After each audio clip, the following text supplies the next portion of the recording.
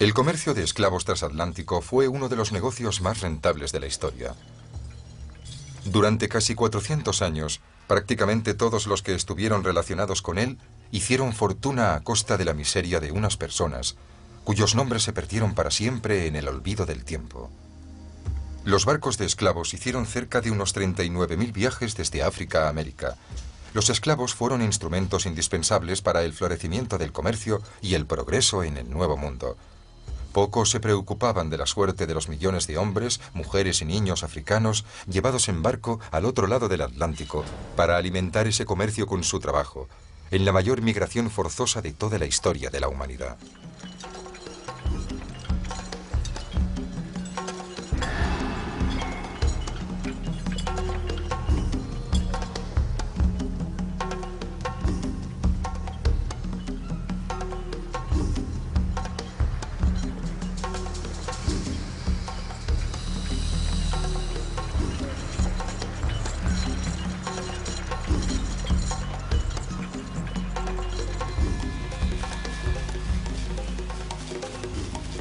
Hacía solo 3 meses que a Sembe lo habían secuestrado en su casa.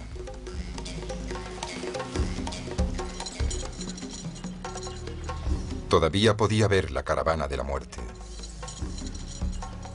Nunca podría olvidar la sensación de ser engullido por una enorme nave que lo zarandeó durante semanas a través de una interminable extensión de agua.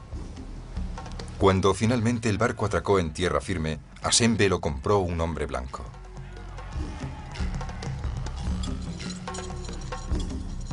Ahora estaba en otro barco, rumbo a la plantación de ese hombre blanco. Desde la bodega se habían extendido terribles rumores que aseguraban que cuando llegaran a puerto, los hombres blancos matarían a los africanos y se los comerían.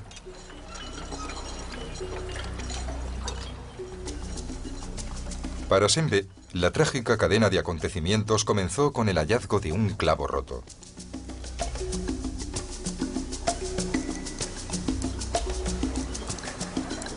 Lo utilizó para liberarse de sus grilletes.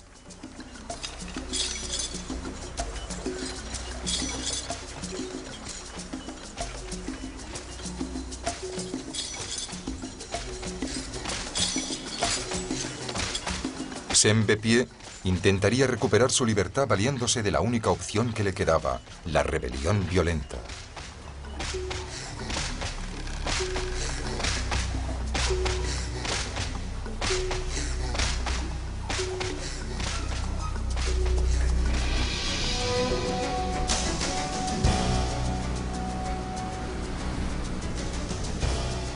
Entre 1699 y 1845 hubo más de 150 motines documentados a bordo de los barcos de esclavos.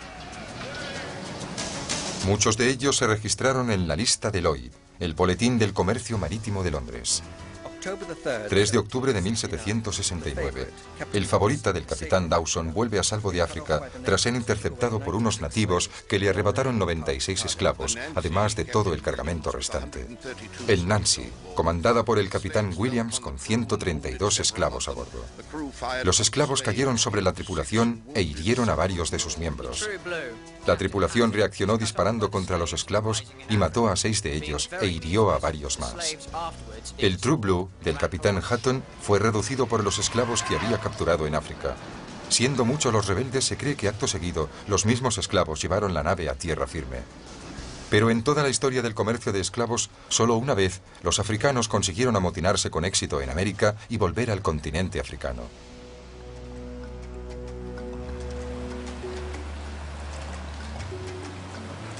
Fue en junio de 1839, a bordo de la goleta mercante cubana llamada Amistad, un nombre que resulta ciertamente paradójico.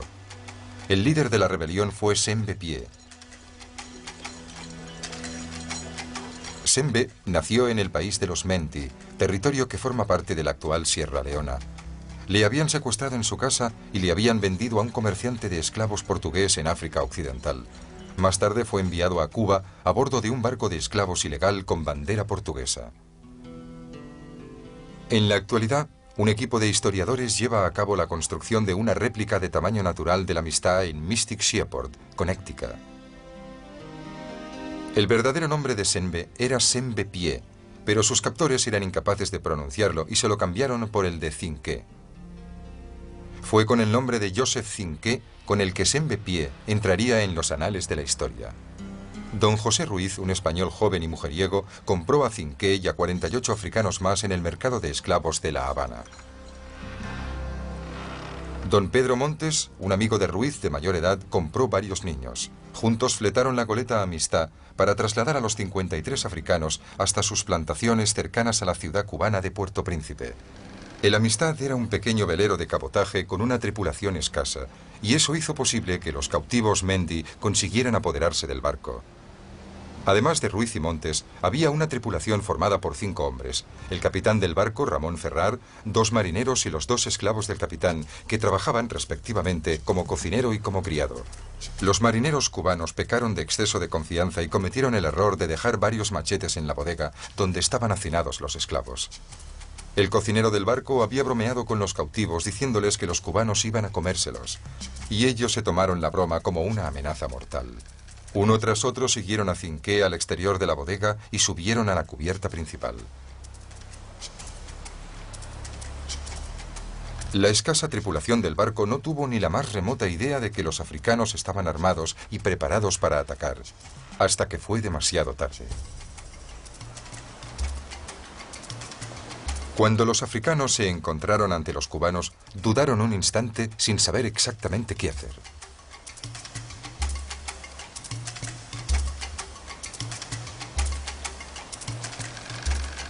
El capitán de la Amistad, Ramón Ferrar, ordenó a su asistente, Antonio, que arrojara pan a los africanos, con la esperanza de que la comida les aplacase.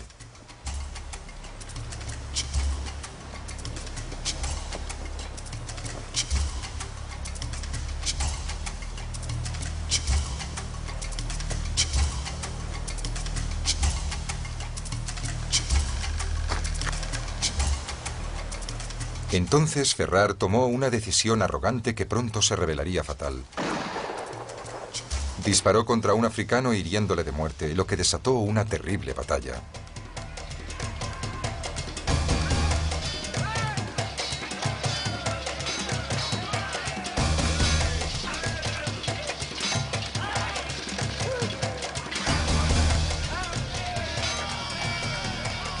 Durante el enfrentamiento, los africanos mataron al capitán Ferrar y al cocinero mulato. Ruiz y Montes fueron capturados por los africanos. El asistente tradujo el ultimátum de los africanos. Si quería seguir vivo, Montes debía poner rumbo a África.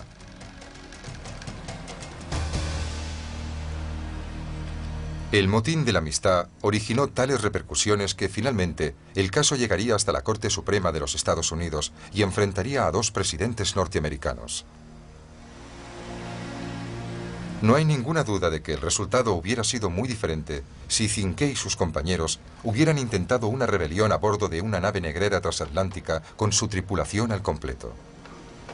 Muy pocos cautivos osaron amotinarse después de que el barco hubiera abandonado África, en el infame viaje de violencia y muerte conocido como el Paso Intermedio. Cinqué y sus compañeros eran prisioneros en una goleta mercante con escasa tripulación. Las posibilidades que hubieran tenido de superar a la tripulación bien armada de una nave negrera transatlántica eran virtualmente inexistentes. En esas naves, los capitanes y la tripulación nunca bajaban la guardia. Eran como auténticas fortalezas armadas. El sufrimiento y la desesperación de los cautivos provocaban que los problemas de seguridad persistieran a lo largo de todo el Paso Intermedio, la etapa principal de la gran ruta triangular del mercado de esclavos. Era la ruta que seguían las naves negreras a través del Atlántico hasta América. La mayor parte de estos barcos transportaban africanos desde la costa occidental de África hasta Brasil y las Indias Occidentales. Aproximadamente solo un 5% de este cargamento humano llegaba a Estados Unidos. Una nave negrera convencional podía cubrir la distancia del Paso Intermedio en un tiempo que oscilaba entre 5 y 12 semanas. Para los traficantes la fórmula era muy simple. Reunir tantos africanos como fuera posible en la bodega del barco y después llevarlos vivos al mercado significaba asegurarse cuantiosos beneficios. Pero esto implicaba un dilema para los traficantes. ¿Cómo podían llevar hasta las costas del Nuevo Mundo el máximo número de africanos vivos? La mortalidad era alta. Se estima que entre el 15 y el 20% de los cautivos perecían durante el viaje. Cada esclavo disponía de un espacio de 70 centímetros y muchas veces se veían obligados a yacer sobre sus propias deposiciones por el modo en que estaban encadenados.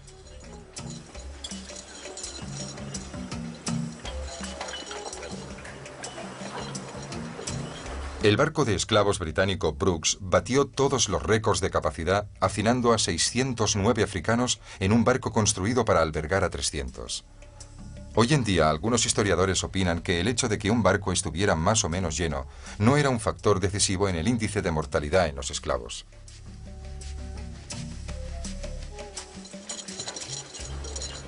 Las penalidades que tuvieron que soportar los negros durante el viaje son apenas concebibles.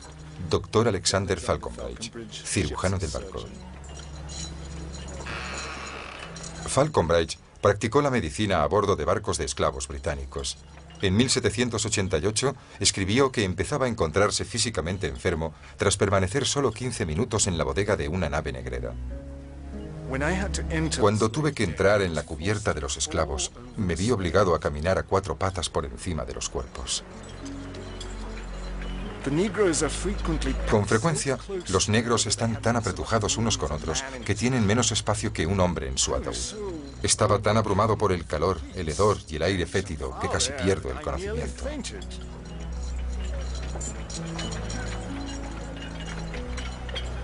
Solo con ayuda pude volver a la cubierta principal. Cientos de africanos disponían de tan solo 3 o 4 cubos grandes para hacer sus necesidades. Nuestra penosa situación se veía agravada por los cubos de las deposiciones, en los que a menudo los niños caían y algunos se ahogaban. Olaudae Equiano. El intenso calor producido por los cuerpos hacinados creaba un vapor espeso y húmedo que flotaba en el aire como la niebla. Con frecuencia, el hedor precedía la arribada del barco al puerto. A pesar de sus inhumanas condiciones, a esos infiernos flotantes les ponían nombres idílicos, como el Rama de Olivo, el Paloma o el Libertad. El más sarcástico de todos fue una nave negrera americana llamada simplemente Esperanza.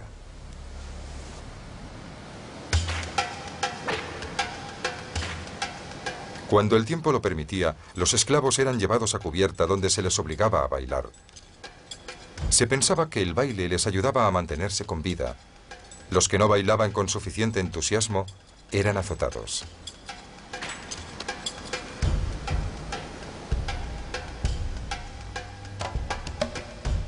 Para escapar a las brutales condiciones a que eran sometidos durante el viaje, algunos africanos escogían morir de hambre.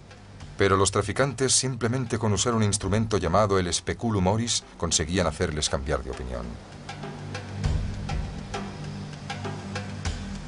El antiguo esclavo Olaudae Equiano describió cómo los africanos, desesperadamente decididos a huir de aquellas naves, preferían terminar con sus propias vidas. 2 de mis abatidos compañeros, prefiriendo la muerte a una vida miserable, se lanzaron por la borda. Hubo mucho ruido y confusión a bordo para soltar un bote que fuera a por los esclavos. Al final, los 2 desdichados perecieron ahogados. Olaudae Equiano. Otros, incluidas muchas mujeres, simplemente pedían la muerte en sus oraciones. En el comercio de esclavos, esos barcos constituían lugares de lujuria y desenfreno. Se permite a los marineros tener relaciones con las mujeres negras y a veces cometen tales excesos que corrompen la naturaleza humana. Dr. Alexander Falconbridge, cirujano del barco. Nadie sabrá nunca cuántos africanos murieron durante la carnicería del llamado Paso Intermedio.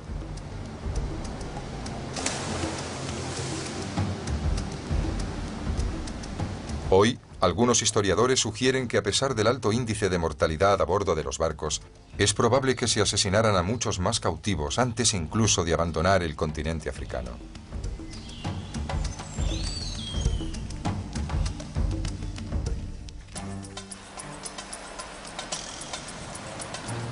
A bordo de la Amistad, Sembe Pie se liberó a sí mismo y a otros luchando contra los hombres que intentaban esclavizarle.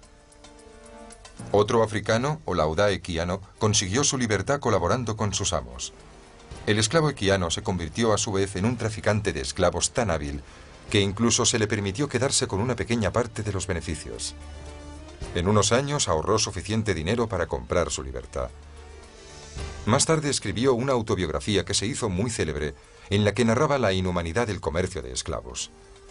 La historia comenzaba con el secuestro del propio Equiano, cuando contaba 10 años de edad, en su casa, situada en la actual Nigeria. Un día, cuando todo nuestro pueblo había salido para trabajar, mi querida hermana y yo nos quedamos solos para cuidar de la casa. 2 hombres y una mujer entraron de repente y nos atraparon a los dos, sin darnos tiempo para gritar ni para oponerles resistencia. Secuestros como el de Equiano eran comunes mucho antes de que los europeos llegasen a África. En general, los individuos se convertían en esclavos por medio de la violencia, la guerra o el secuestro. Eran ataques específicamente concebidos para esclavizar a la gente. Cuando en 1517 los europeos comenzaron a traficar con esclavos, los africanos ya tenían un producto listo para su distribución. Algunos reyes africanos desconfiaban de los europeos y rechazaron tomar parte en el comercio de esclavos. Sin embargo, pocos estados africanos prohibieron el comercio de esclavos, especialmente la venta de esclavos a europeos. Otros traficantes y gobernantes africanos libraron cruentas batallas contra los europeos por el control del comercio. Pero la mayoría de los monarcas compartía la opinión de un gobernante africano que dijo a un traficante europeo: queremos comprar 3 cosas, pólvora, balas de cañón y coñac. Y tenemos 3 cosas para vender, hombres, mujeres y niños. Los traficantes daban una gran variedad de objetos a cambio de la mercancía humana, pero los cauris, pequeñas conchas de mar procedentes del Océano Índico, cerca de las Islas Maldivas, eran la moneda de cambio. Los mercaderes musulmanes trajeron las conchas al África Occidental para canjearlas por artículos y esclavos africanos.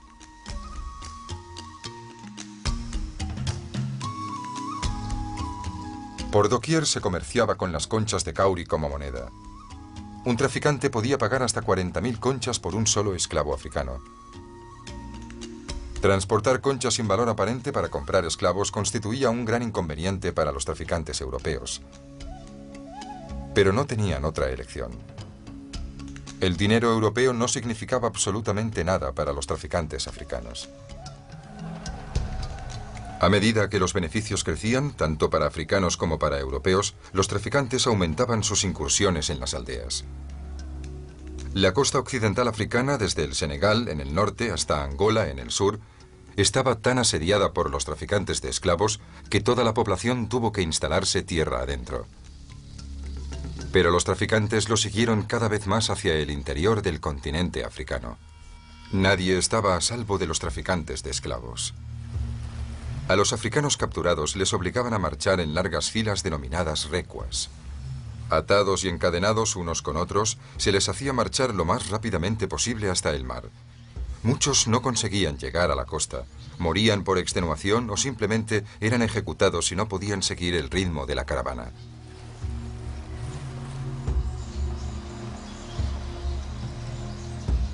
Los que sobrevivían eran vendidos a los intermediarios africanos o europeos, conocidos con el nombre de agentes. Mientras esperaban al barco, los agentes acumulaban cientos de esclavos en sus recintos denominados fábricas, aunque no fabricaban nada. Un monarca africano controlaba recintos o fábricas de 4 nacionalidades distintas: Francia, Inglaterra, Países Bajos y Portugal. En 1481, en un poblado pesquero en la costa de Guinea, los portugueses construyeron el Mina, un inmenso fuerte destinado a almacenar y defender los cargamentos de oro y marfil que hacían la ruta de África Occidental a Lisboa. Pero en 1517, España encargó a Portugal el primer envío de esclavos africanos a sus colonias en el Nuevo Mundo.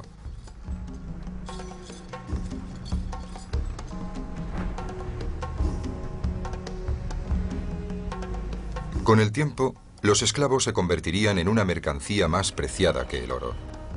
En lugar de guardar oro y marfil, tras los altos y gruesos muros de la fortaleza de Elmina, sus patios endurecidos por el sol y sus enormes celdas oscuras se convirtieron en mazmorras y calabozos para recluir a los africanos capturados que esperaban para embarcar. Sin embargo, a pesar de poseer una fortaleza tan impresionante como Elmina, Portugal tuvo muy poca influencia sobre la clase dirigente africana, los poderosos reyes y los ricos traficantes que controlaban el comercio de esclavos.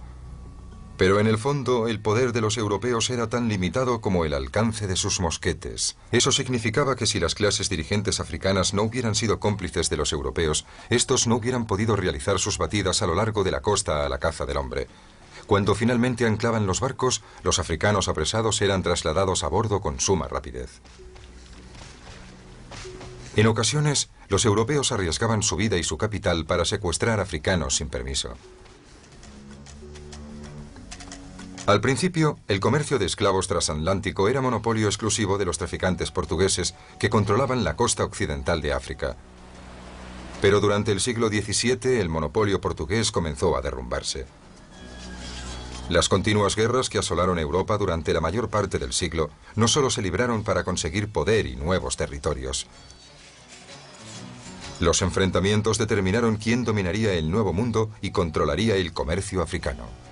El resultado de esos conflictos fue el dominio absoluto de los británicos, en una época en que ellos eran los reyes de los mares.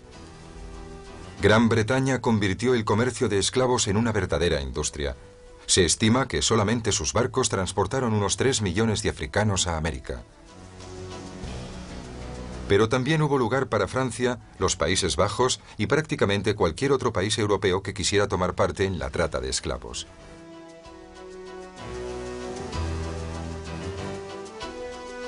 En el siglo XVIII, el dinero procedente del comercio de esclavos ayudó a construir las ciudades de Liverpool y Bristol, en Inglaterra, y la ciudad francesa de Nantes.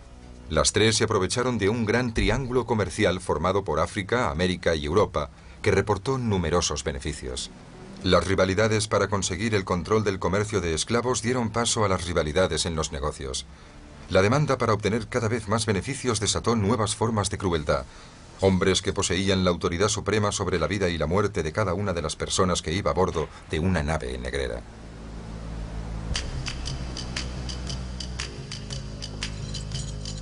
La responsabilidad de transportar cientos de africanos hacia una vida de esclavitud en América descansaba únicamente sobre las espaldas de los capitanes de los barcos.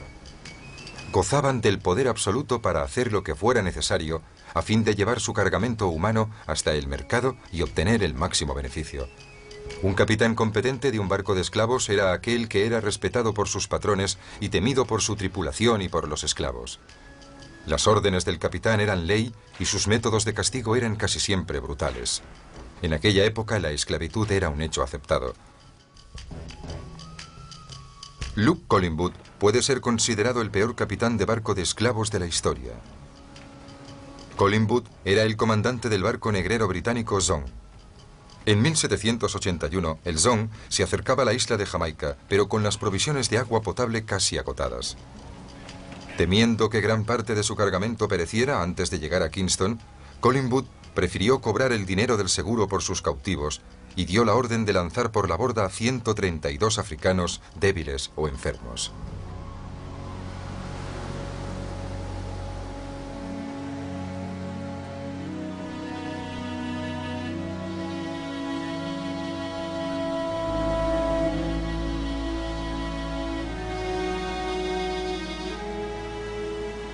La noticia sobre la atrocidad del Zong llegó a Inglaterra gracias a los esfuerzos de Olaudah Equiano.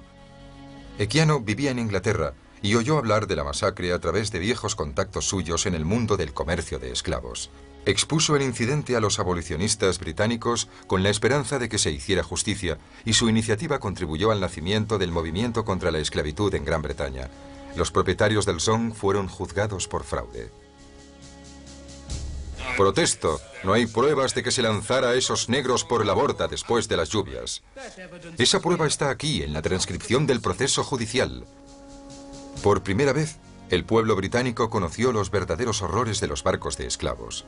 Estaban anonadados y se sentían ultrajados.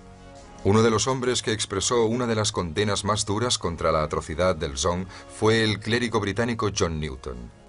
Newton tenía conocimiento de primera mano sobre la brutalidad en las naves negreras porque él mismo había sido una vez capitán de una de esas naves. Newton se convirtió en un destacado ministro de la Iglesia y en sus sermones criticó duramente el comercio en el que había tomado parte. La costumbre, el ejemplo y el interés han cegado mis ojos. Debería haberme sentido embargado por la pena y el terror, si hubiera sabido o incluso sospechado que estaba actuando con maldad. En 1779, Newton compuso el himno Gracia Divina. Tal vez lo escribió como plegaria para recibir el perdón de la gente que sufrió y murió a bordo de su barco de esclavos.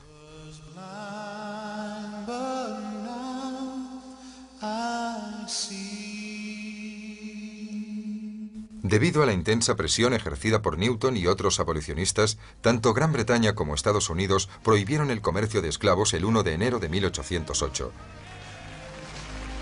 La aprobación de la ley fue acogida con una gran ovación de todo el Parlamento británico puesto en pie y aclamando a William Wilberforce, que había dedicado más de 20 años de su vida a acabar con este comercio humano. Aunque la importación de esclavos se había declarado ilegal en Estados Unidos, la institución de la esclavitud continuó viva y vigente. En 1820, España también prohibió el comercio de esclavos en Cuba y en sus demás posesiones de ultramar.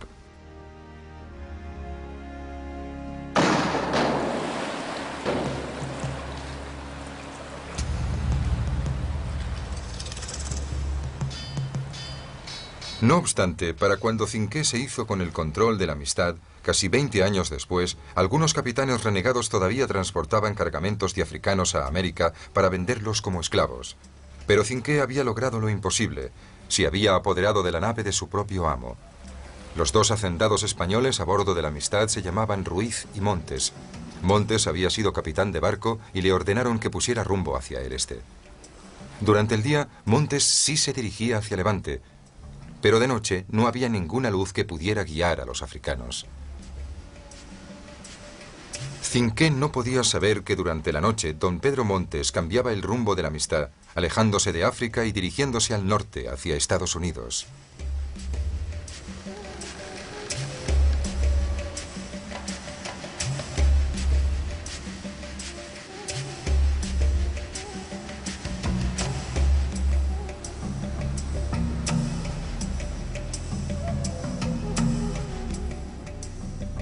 Durante 2 meses, el Amistad navegó por aguas cercanas a las costas de Estados Unidos.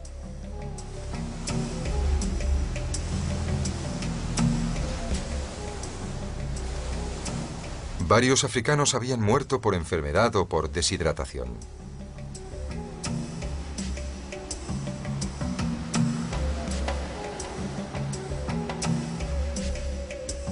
En vez de navegar hacia África, el Amistad era empujado lentamente hacia el norte por las fuertes corrientes del Golfo.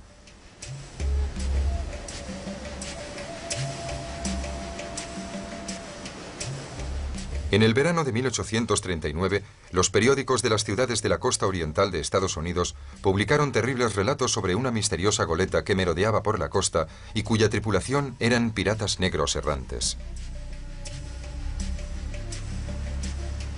Pero los africanos a bordo de la Amistad, que sin saberlo causaban el pánico entre los habitantes de la costa, tenían sus propios problemas.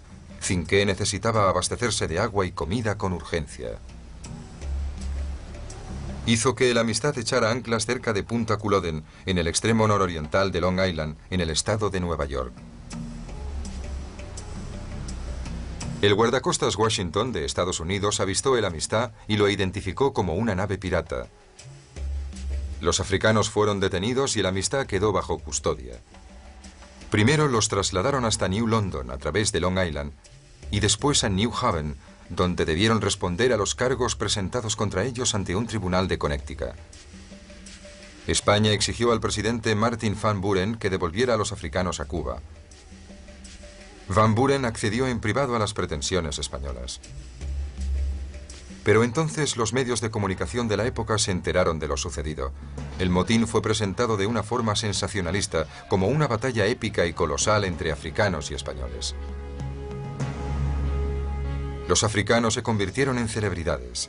El propio Cinqué fue considerado heroico protagonista de una pintura que le representaba como un príncipe africano semejante a un dios. Los abolicionistas del norte se unieron para luchar al lado de los africanos. Era la ocasión para atraer la atención del público hacia sus radicales puntos de vista sobre la esclavitud y un factor que podía unir a todos los abolicionistas de Estados Unidos. Por consiguiente, fue una oportunidad excepcional en un momento clave de la difusión del movimiento abolicionista. El famoso abolicionista Louis Tappan hizo una llamada solicitando el respaldo popular para crear un fondo destinado a la defensa de Cinqué y sus hombres. La respuesta fue un indicio de la simpatía que sentía el público por los africanos. 11 de septiembre de 1839.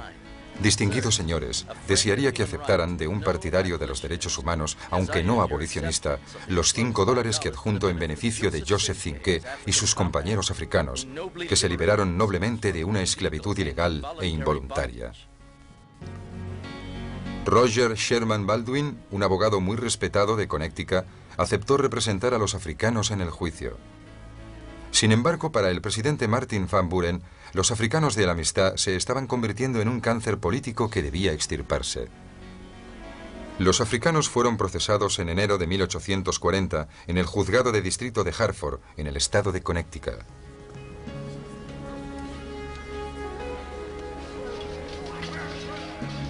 No había ninguna duda de que se había producido un motín a bordo de la Amistad. El dilema se centraba en si ahora se debía considerar a esos africanos como bienes y por tanto ser restituidos a sus amos, o si debía tratárseles como seres humanos con derecho a ser libres. Baldwin argumentó que desde el momento en que España había prohibido el comercio de esclavos a Cuba, 19 años antes, los africanos de la Amistad no podían considerarse legalmente esclavos. Durante la vista, el presidente Van Buren ordenó en secreto que un buque de los Estados Unidos, el Grampus, se dirigiera hacia Connecticut. Si el tribunal dictaba sentencia desfavorable a los africanos, el Grampus se encargaría de devolverlos inmediatamente a Cuba antes de que pudiera iniciarse el proceso de apelación. Cuando fue revelada la misión del Grampus, llegaron noticias de un segundo barco que le seguía. Ese misterioso barco, supuestamente votado por los abolicionistas, debía llevar secretamente a los africanos hasta Canadá si el veredicto les era desfavorable. El veredicto llegó el 13 de enero de 1840. La decisión del juez Andrew Jackson sorprendió a todo el mundo. Jackson decretó que Cinqué y sus compañeros eran negros libres de África, que habían sido vendidos ilícitamente como esclavos, y ordenó al gobierno que los devolviera a su tierra de origen. Pero el presidente Van Buren apeló la sentencia.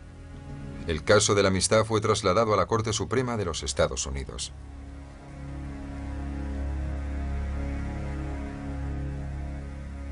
La Corte Suprema de 1841 se reunía aquí, en esta pequeña sala situada en el piso principal del edificio del Capitolio.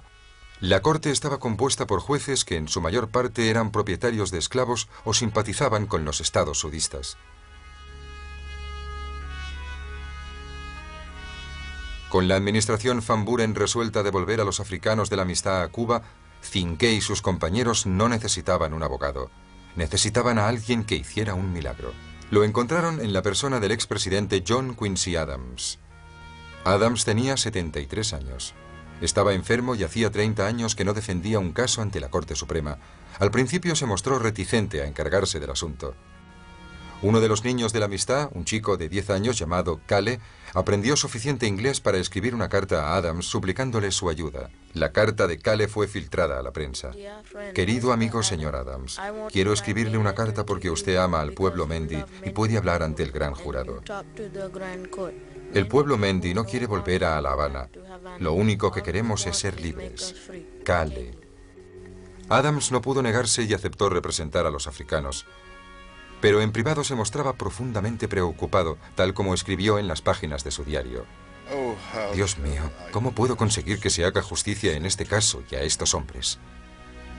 La Corte Suprema de 1841, ubicada en una pequeña sala del piso principal, estaba tan abarrotada que los jueces se ponían sus togas en el pasillo. Ante una sala llena a rebosar, el fiscal general, Henry Gilpin, presentó la posición del gobierno federal de que los africanos pertenecían legítimamente a sus propietarios y, por tanto, debían ser devueltos a Cuba. Adams rechazó tal postura con argumentos a favor de la liberación incondicional de Cinqué y sus compañeros. Esta corte es un tribunal de justicia. La justicia es la voluntad constante y perpetua de asegurar los derechos de todos los seres humanos. Estos negros eran libres y tenían el derecho a perseguir su libertad. Por 7 votos contra 1, la Corte Suprema confirmó la sentencia del Tribunal de Jackson. El juez Joseph Story leyó el veredicto en nombre de sus colegas. Es derecho inalienable de todos los seres humanos resistirse a la opresión y, en casos extremos, utilizar la fuerza frente a una injusticia flagrante. John Quincy Adams escribió apresuradamente una carta triunfalista a su colega abogado de la defensa, Roger Baldwin. 9 de marzo de 1841, mediodía. Distinguido colega, el juez Story ha leído la decisión de la Corte Suprema en el caso de la amistad. Los prisioneros son libres. Quizá por primera vez en la historia de Estados Unidos, un tribunal reconoció a los africanos no como un bien propiedad de alguien, sino como seres humanos libres. Aunque la Corte Suprema había liberado a los africanos, no concedió ningún dinero para el viaje de vuelta a casa. ¿Qué debemos hacer con los que en un tiempo fueron esclavos de la amistad, ahora que el Tribunal Supremo los ha declarado libres? John Quincy Adams. Los abolicionistas trasladaron a Cinqué y a su gente a Farmington, en el estado de Connecticut, una ciudad marcadamente abolicionista, con una de las estaciones de ferrocarril subterráneo más importantes de la zona. Vivirían allí hasta que se pudiera reunir el dinero necesario para enviarles de regreso a casa. Los africanos estaban impacientes por volver a su tierra, pero no había bastante dinero para hacer partir el amistad. Los abolicionistas iniciaron una gira con los africanos para recaudar fondos. Cantaban himnos religiosos en las iglesias de Nueva Inglaterra. Cinqué sorprendió a toda una congregación cuando subió al púlpito de una iglesia de Connecticut y leyó unos versículos de la Biblia en inglés.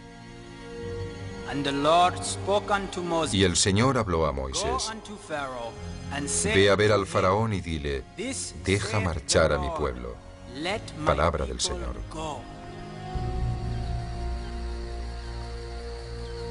Pero la demora de meses para recaudar fondos tuvo consecuencias trágicas. La paciencia de uno de los africanos, Fun, había llegado al límite. En agosto de 1841, Fun se metió en un lago de Farmington y desapareció bajo las aguas.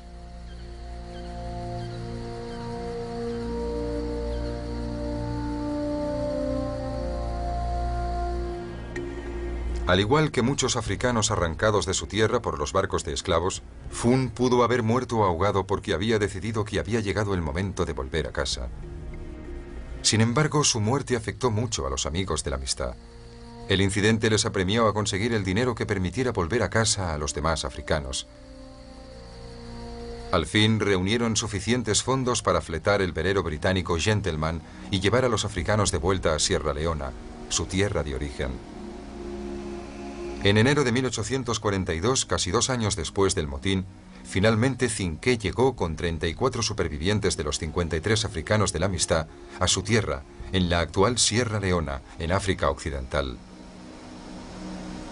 A pesar de la victoria de los africanos, barcos de renegados continuaron importando esclavos africanos ilegalmente durante más de 40 años. No fue hasta 1888, con la prohibición del comercio de esclavos en Brasil, cuando desapareció el último gran mercado de esclavos del Nuevo Mundo. El reinado de las naves negreras terminó, dejando atrás, retorciéndose lentamente tras su estela, los fantasmas de 350 años de secuestros, de infernales bodegas abarrotadas de esclavos, de enfermedades, de muerte y de luchas violentas por la libertad.